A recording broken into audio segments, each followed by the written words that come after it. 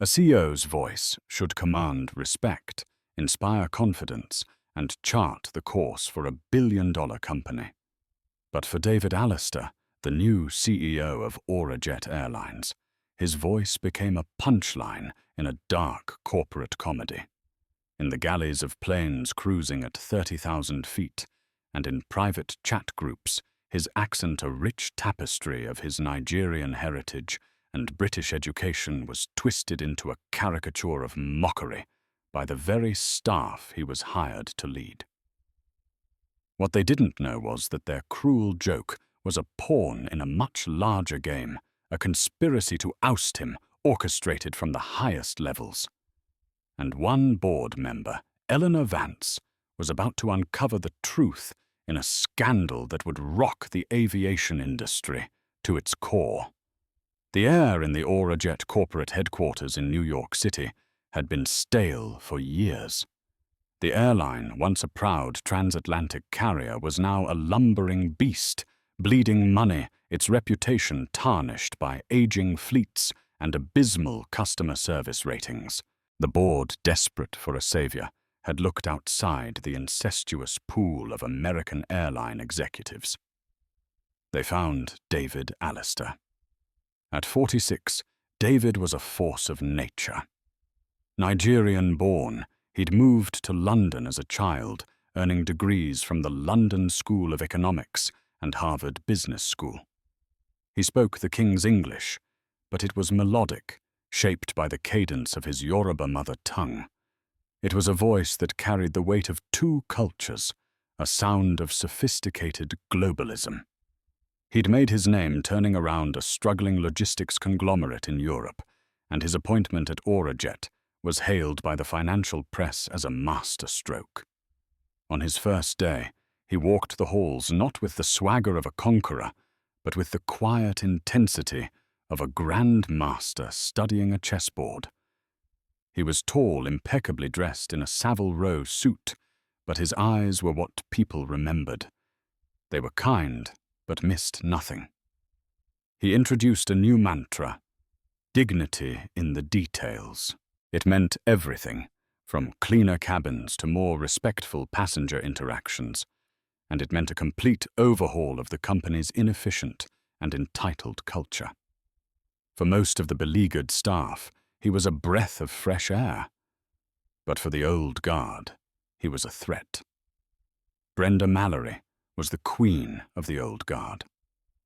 A senior flight purser with 28 years at Orajet, she saw the airline as her personal fiefdom. Her platinum blonde hair was always coiffed in a helmet-like style that hadn't changed since 1995, and her smile was a thin red gash of practiced insincerity. She thrived on the seniority system David planned to dismantle, a system that allowed veteran crew members to bid for the best routes and schedules, leaving the grueling red eyes to the junior staff, regardless of performance. The first time Brenda heard David speak at an all-hands meeting, she leaned over to her protégé, a younger flight attendant named Jessica, and whispered, "Sounds like he learned English from a James Bond villain." Jessica giggled. The seed was planted. David's accent to an objective ear was clear, precise, and authoritative. He rolled his R's slightly and elongated certain vowels, a common trait in many West African accents. But in the cynical echo chamber of the crew lounges, Brenda and her clique began to dissect it. "He doesn't say strategic imperatives," Mark, a disgruntled gate agent, would say, puffing out his chest. "He says strategic imperatives, like he's announcing a royal wedding." The mockery started small, a slight affectation in a private conversation, an exaggerated imitation of his walk. But Brenda was the maestro of this toxic orchestra. In the galley of a Boeing 777 on a flight from JFK to Heathrow, she would hold court. "All right, everyone, listen up," she'd announce, holding a plastic water bottle like a microphone. "This is your new CEO, David Allister, speaking. We must live out the customer experience." "The dignity is in the details, you see. Please make sure the pillows are fluffy for our guests." The junior crew, desperate to fit in and terrified of Brenda's influence over their schedules, would offer weak, sycophantic laughter. They knew it was wrong, but Brenda was a gatekeeper to a better life at Aurajet. To cross her was to be relegated to endless flights to Cleveland on 3 hours of sleep. David Alistair was not naive. He knew change bred resistance. He saw the cold stares and felt the shift in atmosphere when he entered a room.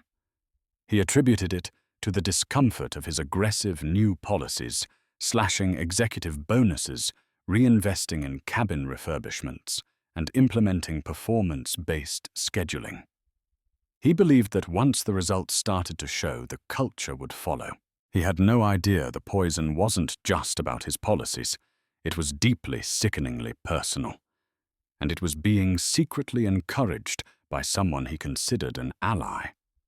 Richard Sterling, the chief operating officer of Aurajet, had a smile that never reached his pale blue eyes. A company man through and through, he had been with Aurajet since he was a junior analyst, slowly, ruthlessly, climbing the corporate ladder. He was the runner-up for the CEO position, the safe internal choice the board had ultimately rejected for the dynamic outsider David Alistair.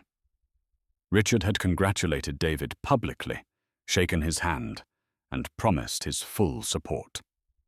In private, he seethed with a venomous rage. He saw David not just as a rival, but as an insult.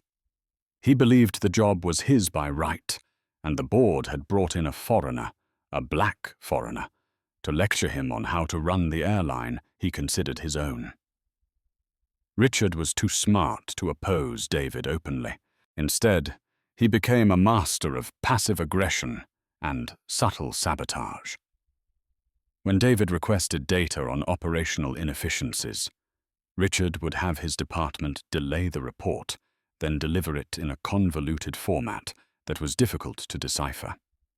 When David wanted to fast-track a new training module, Richard would raise concerns about union contract and logistical hurdles, bogging the initiative down in weeks of bureaucratic mud. His true genius, however, lay in identifying and weaponizing the company's existing currents of toxicity. He noticed Brenda Mallory's loud, performative discontent early on. He saw her as the perfect tool, a blowhard with influence over the rank and file, but utterly disposable. He began to cultivate her. He'd accidentally run into her at the crew operations center. "Brenda, good to see you," he'd say, his voice a conspiratorial murmur. "Tough times, I know. I'm doing my best to speak up for you all in those board meetings, but our new leadership has a very different vision."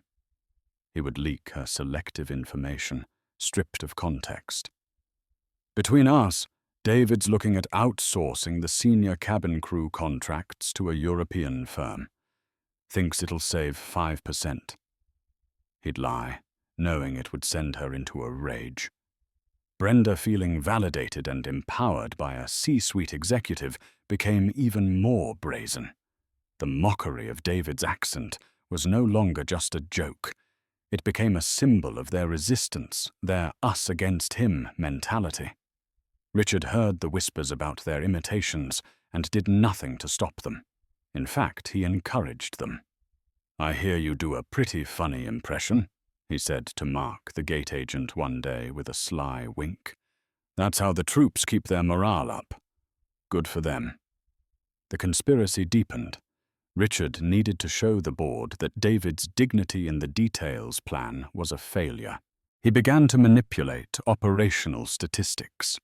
A flight delayed because of a maintenance issue he had failed to approve on time would be logged as crew discretionary delay. Customer complaints, which were supposed to be logged and tracked in a new system David championed, were often lost or miscategorized by staff loyal to Richard, making it seem as if David's new customer service initiatives were having no effect. Meanwhile, a new face had appeared on the board of directors, Eleanor Vance. A sharp, no-nonsense woman in her late 50s, she had made her fortune in Silicon Valley and was brought on for her expertise in data analytics and corporate transformation. She had no allegiance to the airline industry's old boys club. She believed in one thing: numbers, and the numbers at Aurajet weren't adding up. Eleanor was impressed by David Allister. His strategies were sound, his presentations were brilliant, and his logic was impeccable. Yet the quarterly performance reports that crossed her desk, curated and presented by Richard Sterling, told a different story. They showed rising costs, stagnant customer satisfaction, and declining on-time performance, the very metrics David's plans were designed to improve. At a board meeting in a sterile, glass-walled room overlooking Manhattan, Richard presented a slide deck filled with grim charts.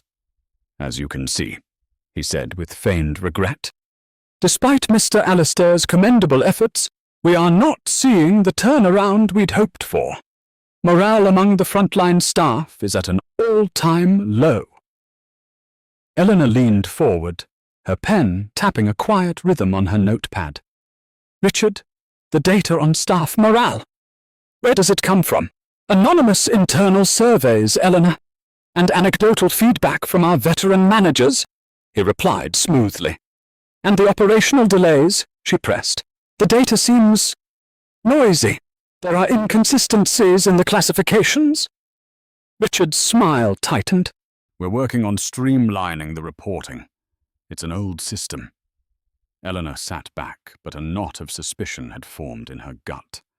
The story Richard was telling with his data felt curated, doctored. It was too neat, too perfectly aligned with the narrative of the new CEO's failure.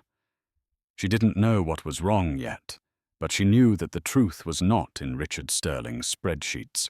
She decided to start looking for it herself. The whispers and imitations in the galleys and crew lounges were no longer enough for Brenda Mallory. Fueled by Richard Sterling's carefully placed lies and her own sense of self-importance, she felt like a union boss leading a righteous rebellion. She needed a bigger stage. The idea came to her during a layover in a soulless hotel near Heathrow. She and her inner circle, including Jessica and Mark, were drinking overpriced wine in the hotel bar. "He sent out another memo today," Brenda sneered, scrolling through her phone. "All about synergistic brand actualization. I swear he just makes these words up." "You should do the voice, Brenda," Jessica urged, her eyes gleaming with a mixture of admiration and malice. "Do the memo in his voice." Brenda straightened up, a cruel smirk on her face. She cleared her throat dramatically. "My dearest colleagues of Aurajet," she began, her voice a grotesque parody of David's accent. "It has come to my attention that our brand is not, actualizing its full potential. Therefore, I must insist on more synergy. You must all be more synergistic." "Yes. Very good." The group erupted in laughter. Mark, the gate agent, pulled out his phone. "You have to record that. That's gold." And so it began. In Brenda's hotel room, they created their first masterpiece. It was a short video, just 30 seconds long. Brenda wearing a cheap pair of reading glasses to mock David's read a fabricated, jargon-filled corporate memo in her exaggerated accent. The video was crude, poorly lit, and deeply offensive. Mark created a private WhatsApp group named Aurajet Patriots.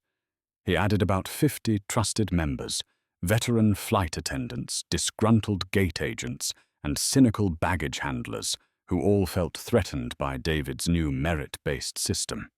He posted the video. Within an hour, the digital cesspool was bubbling. The video was met with laughing emojis and messages of encouragement. "OMG, Brenda, you killed it." That's him. That's exactly how he sounds. Finally, someone with the guts to say it. The validation was a drug.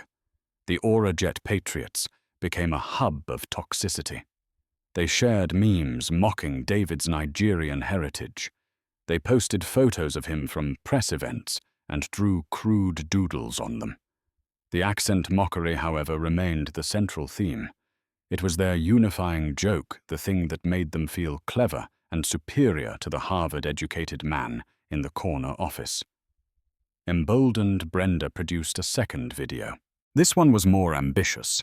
She wore a poorly knotted tie over her uniform blouse and stood in front of an Aurajet poster, pretending to address investors.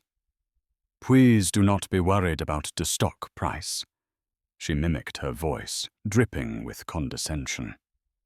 "My plan is very, very clever. We will achieve maximum altitude by focusing on the dignity of the peanuts. Yes, the peanuts must have dignity." This video went even more viral within their subterranean network. It was so popular that some employees not in the group started hearing about it. A whisper network ran parallel to the digital one. "Did you see the new Brenda video?" people would murmur at the check-in counters. This digital poison began to have real-world effects. The constant dehumanization of the CEO made it easier for the group members to justify insubordination and negligence. They saw themselves as saboteurs in a just war. They would intentionally misinterpret directives' work slowly and treat passengers with a dismissive attitude, all in an effort to make David look bad. Customer complaints began to spike for real this time. On-time performance plummeted. Richard Sterling, watching from his office, was delighted. His plan was working perfectly. The company was starting to rot from the inside out. Meanwhile, Eleanor Vance's informal investigation was hitting a wall. The official channels were all controlled by Richard. Every query she made was met with a polite, bureaucratic stonewall. She knew she was being managed. She needed an alternate source of information, a way to see what was really happening on the ground floor of the company. She decided to have an off-the-record lunch with a mid-level HR manager named Susan, a quiet, diligent woman Eleanor had met during the onboarding process and who seemed perpetually stressed. In a small Italian restaurant, far from the office, Eleanor gently probed. "Susan, I'm concerned about morale. Richard's reports paint a grim picture, but they're short on specifics. What are you hearing from the staff?" Susan hesitated, nervously, shredding a breadstick. "It's complicated," she said, avoiding Eleanor's gaze. "There's a lot of resistance to the new performance metrics." "I understand that," Eleanor said, her tone patient. "But I'm hearing whispers of something more personal, directed at David." Susan's face paled. She knew about the jokes. She'd even been accidentally shown one of the videos by a giggling flight attendant who assumed she'd find it funny. As an HR manager, she should have reported it immediately. But she was terrified. Brenda Mallory had been with the airline longer than almost everyone in the HR department, and Richard Sterling was Brenda's protector. To file a complaint against them would be career suicide. I don't know what you mean," Susan stammered. Eleanor saw the fear in her eyes. She knew Susan was hiding something. She softened her approach. "Susan, I'm not here to start a witch hunt. I'm here because I believe the company is being deliberately undermined. David is a good man with a solid plan, and it is being sabotaged. If you know something, anything that can shed light on this, you would be helping to save the airline. And I give you my word, you will be protected." Tears welled in Susan's eyes. She took a deep breath and made a decision. "There are videos, Miss Vance," she whispered, her voice trembling. "They're making videos, mocking his accent." Eleanor Vance felt a chill run down her spine. It was worse than she had imagined. This wasn't just resistance. This was a campaign of targeted, racialized humiliation, and she now suspected with icy certainty that it went all the way to the top. The revelation in the Italian restaurant changed everything for Eleanor Vance. This was no longer a matter of scrutinizing suspicious spreadsheets. It was a rescue mission for the soul of the company. The mockery and racism were the symptoms. The sabotage and the conspiracy were the disease. And Richard Sterling was patient zero. But she had a problem. Susan's testimony was hearsay. The videos were trapped in a private digital space she couldn't access. Going to the board now with only a whisper would be a disaster.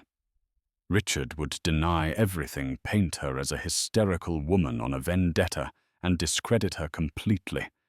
She needed irrefutable proof. She needed to see the videos, and she needed to connect them to Richard's campaign of operational sabotage. That night, Eleanor made a call to a man named Michael Chen. Chen was a legend in the world of corporate cybersecurity and forensic accounting. A former NSA analyst, he now ran a boutique consulting firm in Washington, D.C. that specialized in uncovering the kind of rot that festers in the dark corners of a Fortune 500 company. He was discreet, brilliant, and ferociously expensive. Eleanor had used him once before to uncover an embezzlement scheme at a tech startup. "Michael, it's Eleanor Vance," she said, her voice low. "I have a situation. It requires the utmost discretion." She explained the situation in broad strokes, a suspected campaign of sabotage against a new CEO orchestrated by a senior executive using a toxic workplace culture as a weapon. She told him about the rumored videos. "So you need me to be a ghost in their machine?" Chen said, his voice calm and professional. "You need the video's communication logs and any data trails that show a coordinated effort to manipulate performance metrics." "Exactly," Eleanor confirmed. "And you need to do it without anyone, especially the COO or the IT department he controls, knowing you were ever there." "That can be arranged," Chen replied. "I'll need access, a high-level network credential, preferably one that's been dormant for a while. A retired executive, perhaps." Eleanor knew just the one. She called the chairman of the board, a stoic old-money figurehead named Arthur Kensington. She trusted Arthur's judgment and knew he had little love for the scheming Richard Sterling. She laid out her suspicions, emphasizing the financial risk of coordinated sabotage. She didn't mention the racial element yet. She'd save that emotional bomb for when she had undeniable proof. Arthur, alarmed at the potential for a massive lawsuit and a stock collapse, agreed to help. He authorized Eleanor to act and provided her with the login credentials of a recently retired board member. "Find the truth, Eleanor," he commanded, "and burn the rot out." With the keys to the kingdom, Michael Chen went to work. From his secure office, hundreds of miles away, he slipped into AuraJet's network like a phantom. He was looking for the digital breadcrumbs left by the AuraJet patriots. He started by analyzing the metadata of company-issued phones belonging to Brenda Mallory and Mark, the gate agent Susan had named. He quickly found that their devices were communicating with an abnormal frequency on a third-party app, WhatsApp. While he couldn't legally access the content of the chats directly through the company network, he could see the data packets being exchanged and the participants in the group. The name of the group popped up on his screen, AuraJet Patriots. He had found the cesspool. Getting the videos required a more creative approach. Chen knew that at least one of the 50 members of that group would have a weak password or a compromised personal email account. He ran a sophisticated social engineering scan, cross-referencing the employees' names with known data breaches online. He got a hit. Jessica, Brenda's young protégé, had used the same simple password for her personal email and her social media accounts. It was a digital backdoor. Within an hour, Chen had access to Jessica's cloud backups, and there, in a folder labeled Laughs, he found them. 3 videos of Brenda Mallory, her face contorted in a racist caricature, her voice a cruel imitation of David Alistair's. The videos were even more vile than Eleanor had described. They weren't just mockery, they were pure, unadulterated contempt. Chen downloaded the files and sent them to Eleanor in an encrypted package. The first part of his mission was complete. Now for the main target, Richard Sterling. Chen began a deep dive into Richard's corporate email and network activity. Richard was smart. He never communicated with Brenda or her cronies directly about the sabotage. But hubris makes even the smartest men sloppy. Chen set up an algorithm to scan for anomalies in the operational data reports. He found that raw data from the aircraft and gate scanners was being systematically altered before it was compiled into the weekly reports Richard sent to the board. He found the digital signature of the user who made the changes, a mid-level analyst in Richard's department. Digging deeper, Chen found emails from Richard to this analyst. They were carefully worded, but the intent was clear. "Let's reclassify the JFK delays from last night," one email read. "Check if we can move them under the weather category. We need to present a cleaner picture." Another said, "Hold off on processing the positive customer feedback from the new cabin crews this week. We'll bundle it into next month's report to track quarterly trends." It was the smoking gun. Richard wasn't just letting the company burn. He was pouring gasoline on the fire and then writing reports blaming the fire chief. He was actively, maliciously falsifying company records to make David Alistair look like a failure. Chen compiled a detailed report, complete with IP addresses, timestamps, and the undeleted original data files. He had it all. He sent the final package to Eleanor Vance. When she opened it on her secure laptop, she felt a cold fury wash over her. It was a comprehensive, damning indictment of a corporate officer and a toxic culture he had nurtured for his own gain.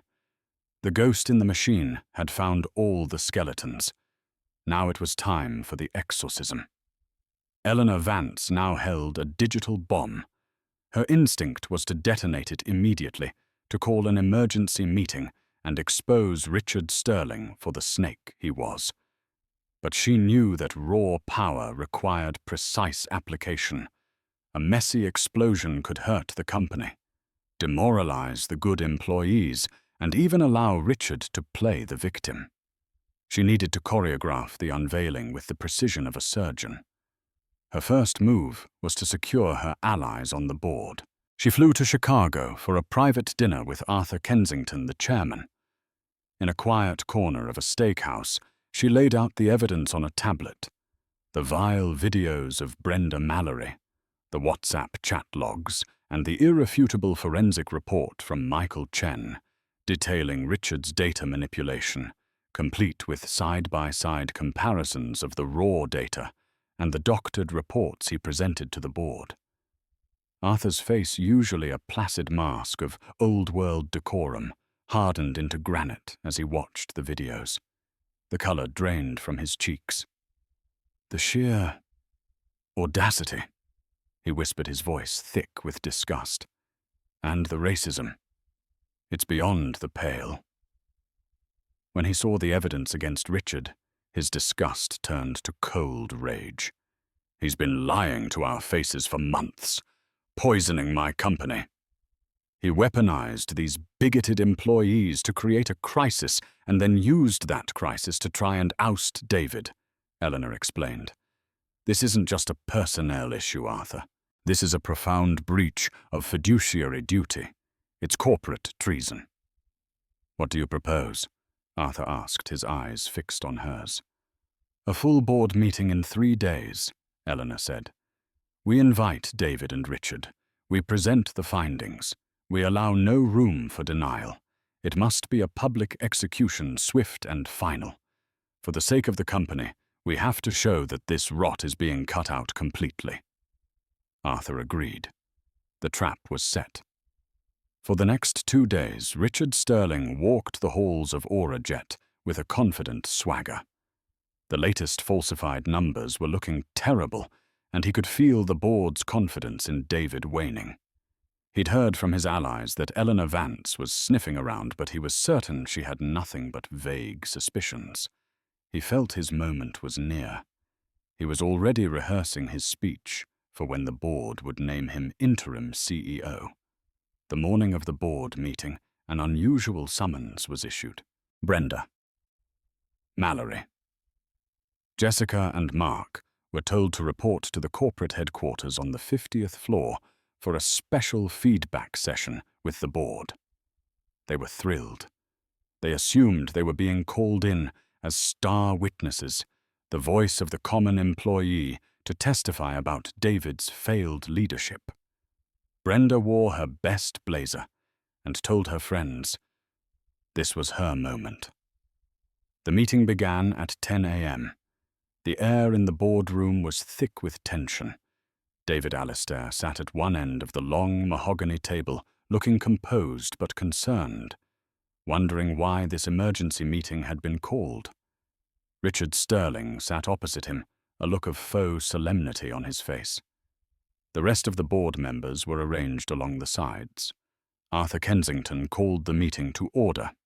"We are here today to discuss a grave and urgent matter concerning the leadership and integrity of this company." Richard straightened his tie, ready for his performance. "Miss Vance has been conducting a discreet internal investigation." Arthur continued, his voice like ice. "Eleanor, the floor is yours." Eleanor stood up. She didn't look at Richard or David. She addressed the entire board. For the past several months, this board has been presented with a narrative that our CEO's strategies are failing, that morale is collapsing, and that the company is moving in the wrong direction. I am here today to tell you that this narrative is a deliberate, malicious fabrication. Richard's confident smirk faltered. He shot a confused look at Eleanor. "We'll begin with the issue of staff morale," Eleanor said, nodding to an assistant who dimmed the lights.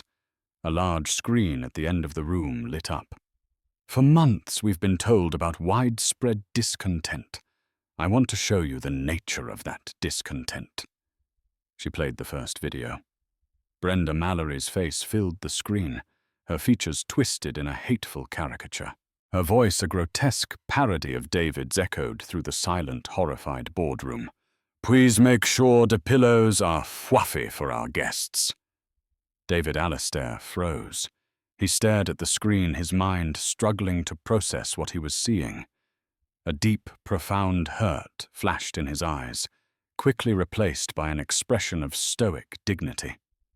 He had faced racism before, but the intimacy of this betrayal from his own staff was a fresh wound.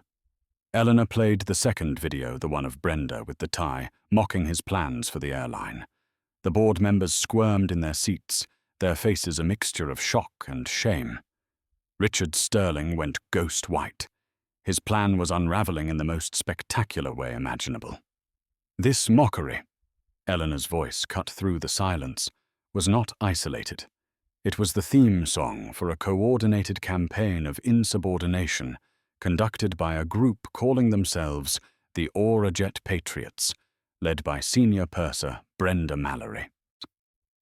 As if on cue, a side door opened, and Brenda, Jessica, and Mark were escorted into the room by security.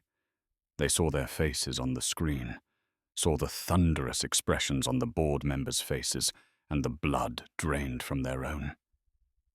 Brenda's jaw went slack. The triumphant moment she had imagined had turned into her worst nightmare. But Eleanor wasn't finished. She turned her steely gaze directly on Richard Sterling. "This toxic culture was not an accident," she announced, her voice rising. "It was a tool. It was encouraged and nurtured by our own COO, Richard Sterling, as part of a systematic plot to sabotage this company and usurp the CEO. The screen changed again, now displaying Michael Chen's forensic report. The side-by-side data, the highlighted emails, the irrefutable digital trail of deceit. One by one, Eleanor walked the board through every lie, every manipulated statistic, every act of corporate sabotage. You changed the delay codes. You suppressed positive feedback. You lied to this board, to your shareholders, and to your employees. Eleanor declared, pointing a trembling finger at Richard. You did this. All of it. The room was utterly silent. Richard Sterling sat slumped in his chair, his face a mask of disbelief and terror. There was nowhere to run, nowhere to hide. The evidence was absolute. He looked around the table from one stony face to the next, looking for an ally, a flicker of support. He found none. He was exposed. He was finished. The silence in the boardroom was a living thing, heavy and suffocating. Every eye was on Richard Sterling, who seemed to shrink in his expensive suit. He opened his mouth, but only a dry, croaking sound came out.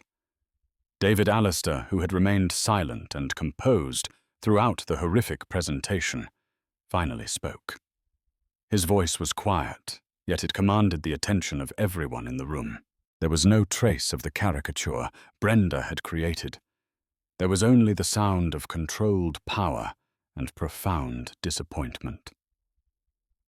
"Richard," he said, his gaze level and piercing. Why? It was a simple question, but it held the weight of the entire betrayal. Richard finally found his voice, a pathetic, reedy whine. I did it for the company. I thought your vision was wrong.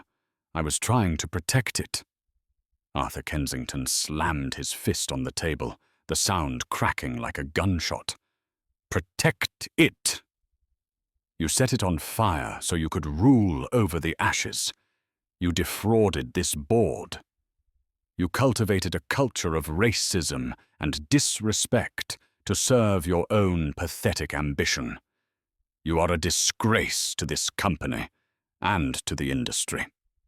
He turned to the 3 employees standing by the door, guarded by security.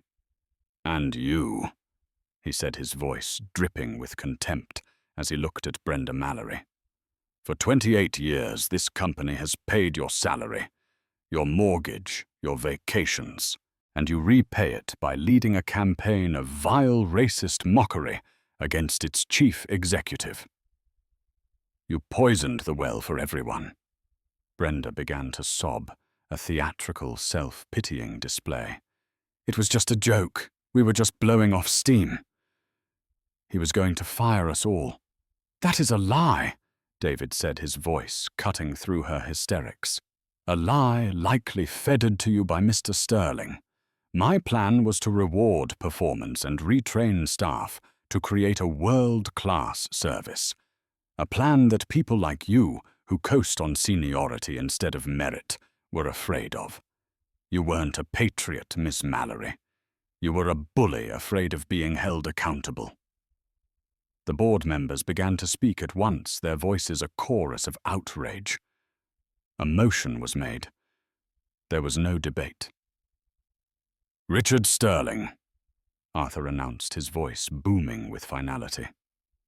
"You are terminated for cause effective immediately. Security will escort you from the building. Your stock options are revoked. Be prepared to hear from our legal counsel regarding the damages you have inflicted upon this corporation." Richard stared blankly, his mind unable to compute the speed of his downfall. An hour ago he was a king in waiting. Now he was nothing.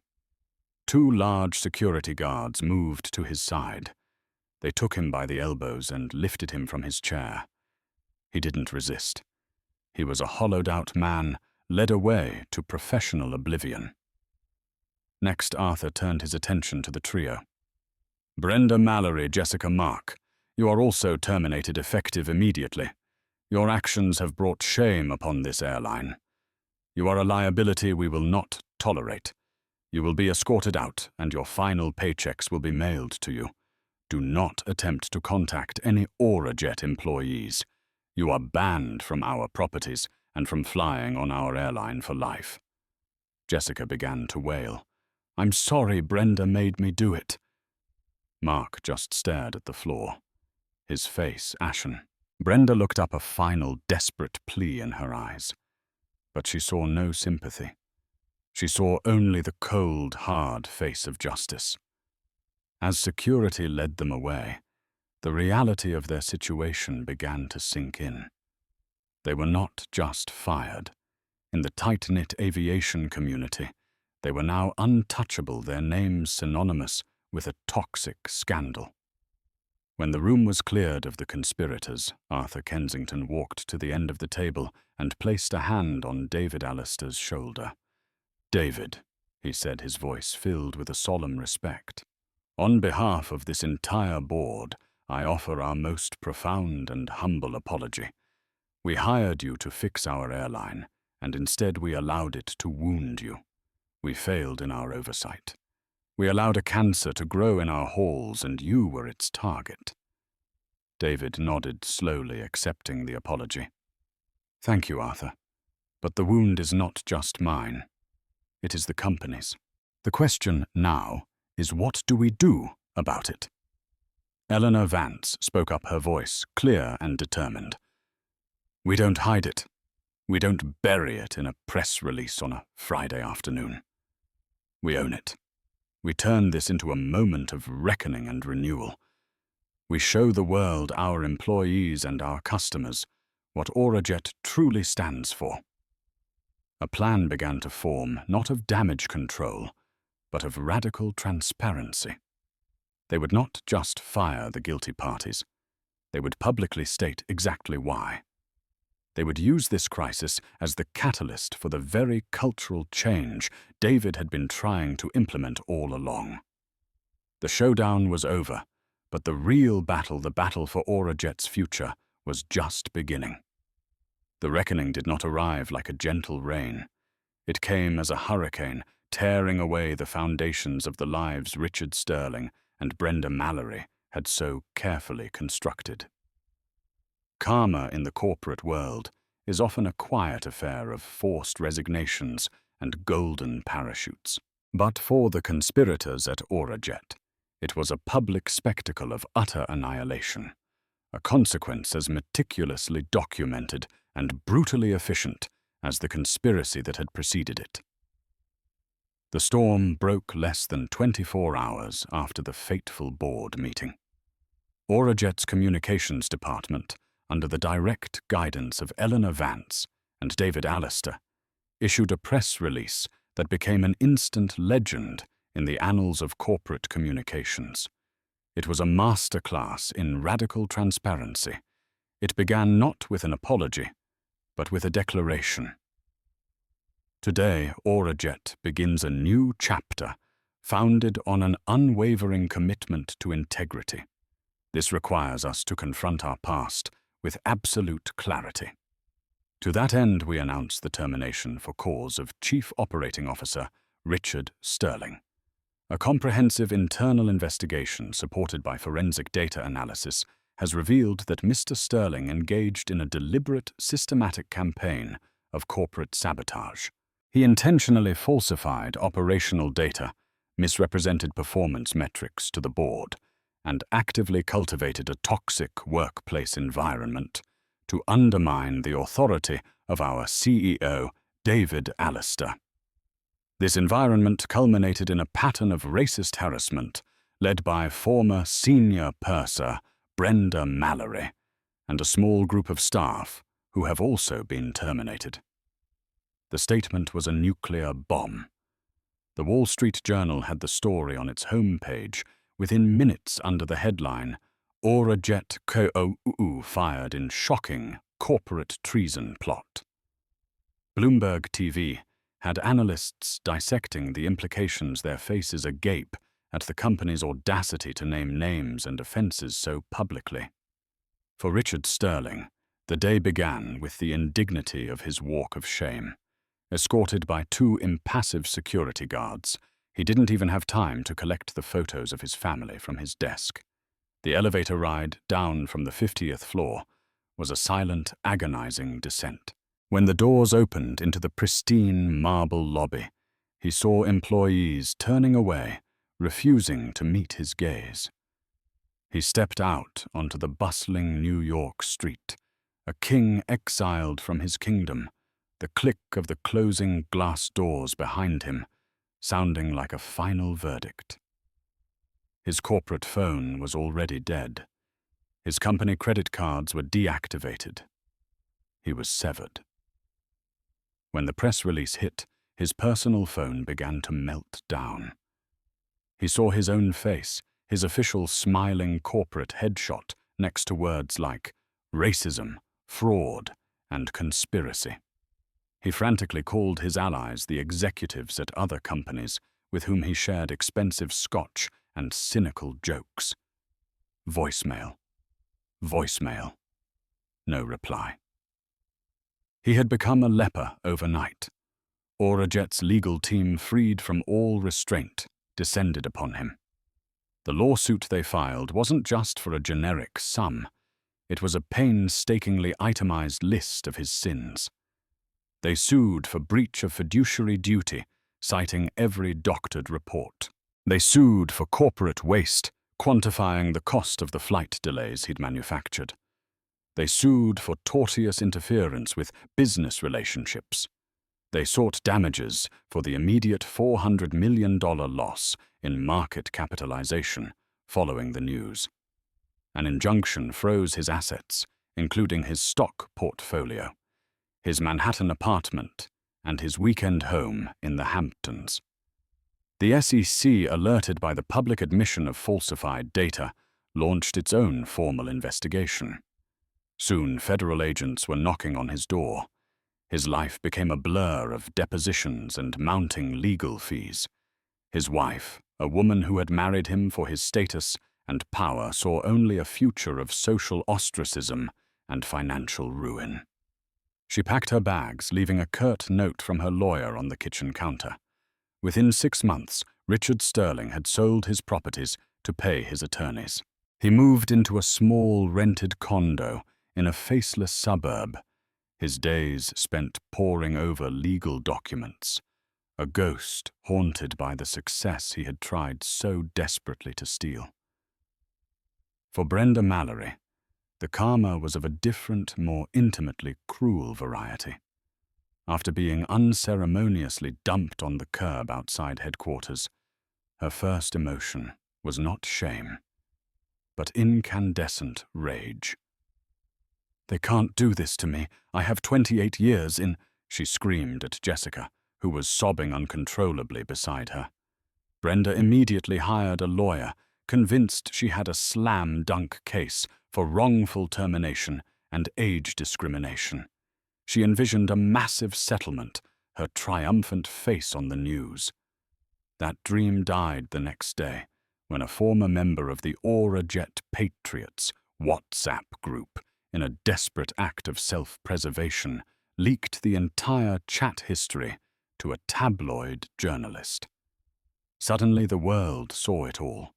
The vile memes of David, the cruel jokes about his heritage, and worst of all, the videos. The videos went viral. Brenda Mallory became an internet meme herself, a Karen of the skies, her face a symbol of petty racist entitlement. Her phone number and address were posted on extremist forums. She received threats. She couldn't leave her house without seeing the sneering judgment in her neighbor's eyes. Her lawyer called her in for an emergency meeting. "Brenda, we're dropping the case," he said bluntly. "Not only do you have zero chance of winning, but Aurajet's counsel has informed me that if you proceed, they will countersue you for defamation and tortious interference using the chat logs as evidence. You will be financially destroyed." The reality of her situation finally crushed her. Her 28 years of seniority were an anchor, not a life raft. She applied for positions at every other major and minor airline. Some rejected her outright. A few granted her a perfunctory phone interview, but the conversation would always die the moment the hiring manager typed Brenda Mallory Aurajet into Google. She was blacklisted, untouchable. The industry to which she had dedicated her life, the source of her entire identity, had excommunicated her. After a year of dwindling savings and mounting debt, she took the only job she could get, a night shift cashier at a 24-hour supermarket. Under the harsh, buzzing fluorescent lights, her platinum hair now showing dark roots, she would scan groceries, her movements robotic, her face a permanent mask of bitterness. The ultimate humiliation came one evening when she glanced at the magazine rack. On the cover of Forbes was a smiling, confident David Allister. The headline read, "The Pilot of Principled Profit, How David Allister Turned Corporate Scandal into a Triumph." Brenda felt a hot, acidic rage burn in her throat. She had tried to make him a punchline, and instead he had become a legend while she was left to scan his face for 12,50 an hour. For Aurajet, the immediate aftermath was chaotic. The stock plummeted. Customers cancelled flights. But David and the board held their nerve. This was the painful but necessary surgery to remove the cancer. Now, the healing could begin. David Allister refused to hide. He went on a media blitz, but his appearances were not defensive. In his landmark interview with CNN's Fareed Zakaria, he was asked if he felt victimized. "I do not," David replied, his voice calm and resonant. "A victim is one who has lost power. What happened was an attempt to take my power, and it failed. The prejudice I experienced was not a reflection of my worth, but a reflection of the insecurity of those who wielded it. The greater victim was the company itself and the thousands of good, hard-working employees who were betrayed by a handful of malicious actors." He then laid out his vision. The Aurajet Clarity Initiative was not just a PR campaign. It was a root and branch restructuring. He announced a $50 million investment in technology and training. The old seniority system was officially abolished, replaced by a performance and professionalism matrix that rewarded crew members based on customer satisfaction scores, peer reviews, and their commitment to the company's new core values. The DEI training was mandatory and intensive, involving workshops on unconscious bias and bystander intervention, ensuring that no employee would ever again be afraid to speak up against toxicity. His most powerful moment came at a company-wide town hall, broadcast to every Aurajet hub from London to Los Angeles. The atmosphere was tense. David walked onto the stage, not behind a podium, but to the center, holding only a single microphone. "I have watched the videos," he began, and a hush fell over the massive hangar. "I have seen the mockery, and I want to be very clear about something. Those individuals were not just mocking my accent. They were mocking the very idea that our airline could change. They were mocking the idea that a company can be led by someone who looks and sounds different from their predecessors. They were mocking our shared future. My accent is the product of my history, a history that spans 2 continents, a history of education, of family, of perseverance. I am proud of it, and I am proud of every single accent, every language, every background represented in our diverse Aurajet family." He paused, letting the words sink in. "Today we draw a line. Behind us lies the culture of cynicism, entitlement, and prejudice that nearly destroyed us. Ahead of us lies the future we will build together, a future of excellence, respect, and dignity in every detail. Richard Sterling and his followers believed you could be manipulated by fear and division. I believe you can be inspired by purpose and pride. Let's prove them wrong. Let's get back to work.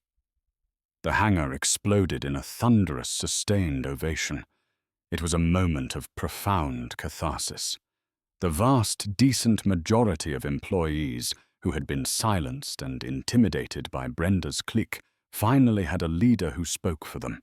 They rallied behind him with a passion the airline had never seen. The market, initially spooked, began to notice. Major ESG investment funds, which controlled trillions of dollars, started buying up Aurajet stock, hailing the company as a new model for corporate governance. Passengers tired of soulless air travel were drawn to the story. Booking an Aurajet flight became a statement. Within a year, the stock had not only recovered, but had soared 30% above its previous high. The airline, once a symbol of decline, was now the industry leader in customer satisfaction and employee morale, its profits reflecting its newfound purpose. The hard karma that had ground its villains into dust had become the bedrock for a new, stronger, and more honorable Aurajet.